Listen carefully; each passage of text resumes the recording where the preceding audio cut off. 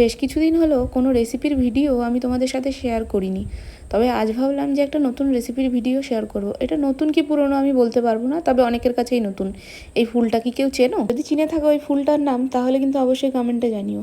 তার আগে আজকে একটুখানি পুজো দিয়ে নিই। দেখেছো আমার বাড়িতে দুটো গোপাল এসেছে, তো একটা আমার মায়ের আর একটা পাশের বাড়ি, তাদের একটু অসুবিধার জন্য আমাকে দিয়ে গেছে, তো তাদেরই সেবা দিচ্ছিলাম।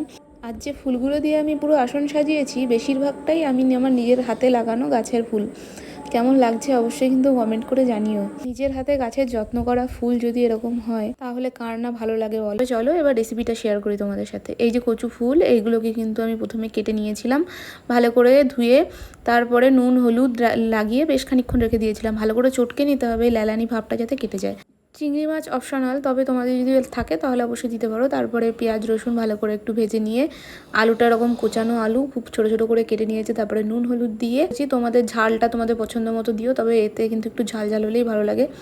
এই কচু ফুলটা যেটা সেদ্ধ করেছিলাম সেটাকেই এবার দিয়ে দিলাম, আর তারপরে ভালো করে এটাকে ভাজতে হবে। এর আর কোনো কাজ নেই, লাস্টে একটু লেবুর চিপে রস দিয়ে দিলেই কিন্তু রেডি। তবে আমি যে কটা স্টেপ তোমাদের দেখালাম এটা কিন্তু ফলো করো, তাহলে আর চুলকাবে না গলা। আর মেনুতে ছিল দানা কলার তরকারি মাছ দিয়ে, আর মাছের ডিম দিয়ে চালতার টক। এই ছিল আজকের মেনুতে। চুপি চুপি এসে কিন্তু আমার ভিডিওগুলো দেখে যাচ্ছ, একটাও লাইক কমেন্ট করছো না। ঝটপট একটা লাইক কমেন্ট করে দিও। টাটা।